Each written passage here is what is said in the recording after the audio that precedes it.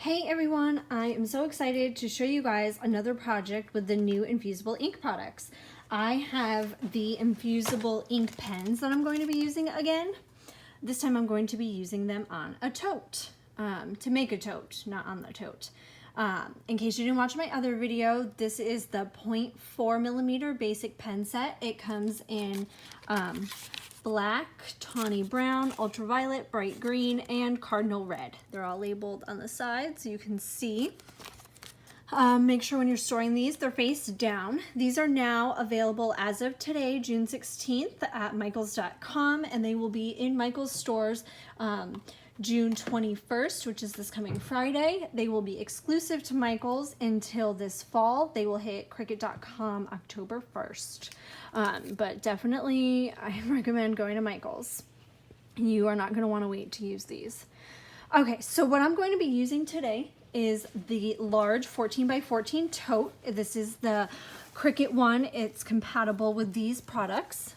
It's a sturdy tote, but it's very lightweight, which is what I like the most about it. It's not super heavy, so you don't feel like you're going to be carrying something that's, 800 pounds, especially depending on what you want to put on it. My bonus son is a fantastic piano player, and as he progresses, he needs more and more stuff, so I'm going to be making this tote for him. I searched through Access and I found this really cool piano barcode image that I really liked, so I'm going to be putting that on the tote. So I found the image, which is what you'd see here on the right, and then I went up to my line type here. I set it to draw, and that's how I got the image on the left. So I'm going to just undo that quickly. I'm going to hide my cut version so that I know what to color in. I do not have the markers yet, but those are going to be much better for coloring in because they have a 1 millimeter tip, so it's much thicker. But today I'll just color it in with the pens. But I'm going to use this as a guide just to make sure I'm coloring in all the right places. So for now, I'll hide this. So in order to do this, you're going to need laser copy paper. The lighter weight, the better. I have 24-pound laser paper, and I will put a link in the description for the kind that I bought. It was about 500 sheets for $8 on Amazon. So I'm going to put it on my blue mat and get it ready. And when I click on this image here, normally you can go up here where the color is and change the color of the pen and change the type of the marker. There's nothing for the Infusible ink pens yet, but since it's a fine point, we only need that, and I have black selected because that's what I'll be using. Okay, so two important things. When using the Cricut EasyPress, you cannot make your design larger than the area of your press. That's very important because you're going to do just one even press. Trying to do multiple presses can cause discoloration or uneven coloring. So we want to make sure that your design is not larger than the area of your press. My friend was kind enough to let me borrow her 12 by 10 EasyPress, so I'm going to be using that. But also make sure that your design is not larger than your paper. I'm speaking from experience here. I was thinking only in terms of my press size and not in terms of my paper size. So I only have 8.5 inch by 11 paper, so my design can't be bigger than that. So I have my design laid out here. It is going to be about 8.25 inches wide and 8.7 inches high. I just left it locked so my my measurements didn't change. It was I just changed the smallest number to 8.5 by 11. I'll show you my screw up here so you guys can see. It wrote on my mat. So yeah, so I didn't pay attention. So what I'm going to do here is go over to make it. Most important thing to remember, mirror your image. This image, once it's drawn and colored in on your paper, is going to go face down on your product to heat press on. So make sure you mirror your image so it looks correct. We're going to press continue. I'm going to select my machine. And then I'm not cutting this out, but I will show you guys if you decide to cut it out in a shape I will show you guys how to find the copy paper setting. Just 20-pound copy paper. I already have mine favorited right here, so it comes right up. I know I'm going to be doing a lot of these projects, so I just favorited it. But you can go right over here to browse all materials. If you have an Explore machine, set your dial to custom, and you'll find this menu. I'm just going to type in copy, so you can go ahead and select it. I already have it favorited. So you select it, done. If you wanted to favorite it, that star you saw there is on your screen. Just click that and it will come right up like you saw mine. I'm gonna set this aside. I have my pen here. I keep the cover on the top so I never lose it. I'm gonna lift this up a little bit, press till I hear it click, close it. I have my mat. I'm going to put this down. I'm gonna make sure, I'm double checking this time how I have my image set. In case you've never done it before, if you're at this screen, you can put your mouse, you can see mine right here, over your mat and it will blow it up so you can see what it looks like. So I'm gonna make sure that mine is this way. I use my Cricut brayer to put all of my materials down, not just fabric. I find that it works really well, especially since I have a lot of older mats, particularly blue mats, and this just helps to make sure that it's adhered really well. So I'm going to give it a little nudge while I load it, and then I'll hit the go button so it can start drawing. And while it's only going to draw the outline, I will color it in once it's done, and then I'll be back to show you guys how we press it. Okay everyone, I'm back. I have my image all colored in. This took me several hours, so if you were wondering how important the markers are, very. I have got a whole bunch of supplies that I'm going to need here, but first what I want to do is pull up the Cricut EasyPress heat transfer guide. This is the best way to get step-by-step instructions on using these products. So as you can see, you can choose the EasyPress 2 or the original EasyPress. Both will work, times and temperatures will vary, that's all. Okay, so I have the EasyPress 2, so I'm going to select that. My heat transfer material is, the Infusible ink is its own category, which is nice. I use the pens, so I can select that, and my base material is the tote bag. So I push apply, and it's going to give me full instructions. So 385 for 40 seconds with light pressure. So what I'm going to do first is I'm going to turn on the EasyPress. If you've never used it before, I'm going to show you quickly how we can set the temperature. We're going to push this button here, and you can hold this plus button until we get to 385, and then we will push the temperature button again, and to change the amount of time we're going to select that time button here, the little clock, and we're going to press and hold the up button, oops, until we hit 40 seconds. Okay, and then press that button again. So while that heats up, it won't take too long. The EasyPress heats up really quickly. So it's going to let us know our supplies. We are going to need the EasyPress 2, the Cricut EasyPress mat. I have the 12 by 12 one right here. Make sure that you have the mat that's appropriate to the size of what you're pressing. So if you need to get the larger one, keep that in mind.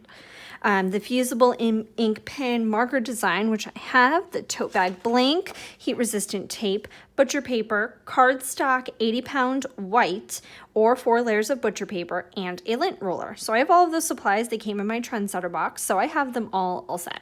So for preparation, we have to preheat the press, which we're doing right now. We're going to place the mat inside the tote bag and insert cardstock on top of mat inside tote bag to prevent bleed through. Then lint roll tote bag, cover tote bag with butcher paper larger than the heat plate, preheat tote bag for 15 seconds, and remove butcher paper from top of tote bag. So while we wait for the press to heat up, I'm going to just start setting up.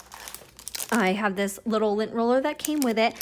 If not, just grab one. A lot of dollar stores have it. You can find them pretty much anywhere, Walmart, Target. So this is mine, brand new. Haven't used it yet. So I have my tote bag over here. I have to make sure that my butcher paper is larger than my heat plate. I am not sure that it is. So I'm going to have to double check that. So I slid my mat right inside my tote bag, push this aside. And one thing I love about these tote bags too, how the handles are up here and not down here, because that's not going to interfere with getting a flat press with our EasyPress. So that's really awesome to have that there. I have my 12 by 12 cardstock that I'm going to slide inside on top of my EasyPress mat to make sure we don't, if any ink bleeds through, it doesn't ruin my mat. Okay, so we've got the butcher paper here.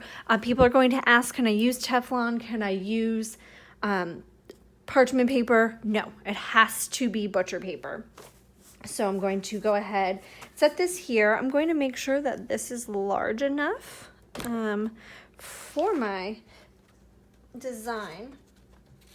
I think it's going to be just big enough. So we'll leave this here. And this is just going to be to preheat the bag, get any moisture that might be in there out. I'm going to go ahead and take my design and flip it over, make sure that it's going to be, I'm actually going to do it this way. Yeah, that way I know that the area I'm preheating is for my actual design. So I'll just move the press accordingly. So we're going to do that for 15 seconds. Now what I usually do when I already have my time preset on here is I'll just start it and then deduct 15 seconds. So once it gets 25 seconds, I know I'm done. So once that's done, we'll go ahead and pre-press it. I'll go over these instructions quickly while we wait for this to heat up. So I'm going to, let's see. So we'll insert that. Oh, I have to actually, good thing I checked this. This is why I love this guide here. We have to lint roll our tote bag before we do our preheat. So I'm going to slide my EasyPress over a little bit so you guys can see this. Lint roll. Now, why is it important to lint roll? Some dyes from, oh, I didn't open it. Some dyes from lint can actually cause blue speckles to appear in your dye as a reaction to the infusible ink. So lint rolling is extremely critical to your design. You want to make sure that that is done really well. If you've watched any of my previous tutorials, you'll know that usually I lint roll everything that I do, even before HTV, before and after I do a pre-press. This doesn't tell us to do that, so I don't find that necessary for this. I'm going to follow these instructions exactly. So I'll put that aside, place my butcher paper back on top, and we're going to start our pre-press, and we are going to make sure that our press doesn't get in the way of the seams at the top. And since we're only doing 15 seconds, but once our press hits 25 seconds, we are done with our pre-press. So we're going to go ahead, whoops, this is a little bigger than I'm used to. So we're going to go ahead, place it on top of the butcher paper and start it. And again, once we hit the 25 seconds, that means we hit our 15-second mark. I know it's a little hard for you guys to see with my lighting. Hopefully that helped. Okay, so carefully lift this up, move it back over to the side, and we can move our butcher paper over. You can see the indentation from the press, so we know we got a good pre-press. Okay, and we did all this, remove the butcher paper from the top of the tote bag. Okay, so now application. Place design face down. We are going to use the Cricut heat resistant tape that they will be selling with their products. It's wonderful. We are going to use that to hold it down. Tape the corners, avoiding image area. If this presses into your design, the indentation from the tape will press into your design. So be careful not to cover any part of your design. I left, you can see my 4 corners here of my design are, they're good. So I can put this down and I don't have to worry about anything moving on me, whoops, or getting into, pressing into my design. So we're just going to go ahead. I'm going to do it in all 4 corners just to make sure it's secure. We don't want it slipping or sliding on us. Okay, Okay, and once that's done, our application instructions are telling us to cover with clean butcher paper larger than our heat plate, so we're already set with that. And then we're going to use light pressure for the 385 for 40 seconds. We'll slowly lift the press, slowly remove butcher paper warm, and cool completely, and slowly remove tape and drawn image. And then it gives us care instructions, which is great. It says machine wash inside out with cold water and mild detergent, tumble dry low or line dry. And do not use fabric softener, dryer sheets, or bleach. So it's great that it comes with all of that information for us and we don't have to worry about it. Okay, I'm going to go ahead. I'm going to use 2 hands with this, even though it says light pressure, just because of the angle I'm at and I'm not used to a press this big. So I'm going to go ahead and I'm going to set it on, make sure I'm all set. And all angles, we only get 1 even press with this. So I'm doing some light pressure. I'm using 2 hands on both sides to make sure that it's even. This is my friend's press, so I'm not used to using something so big. So I want to make sure that I'm getting even pressure. I have the 6x7 EasyPress, so that's easy with just 1 hand. For me, this is a little different, so I'm just making sure that I am all set. So we've got about 10 seconds left, and then we will carefully remove this, and we will wait for it to cool to move the tape and pull all the stuff out of the inside.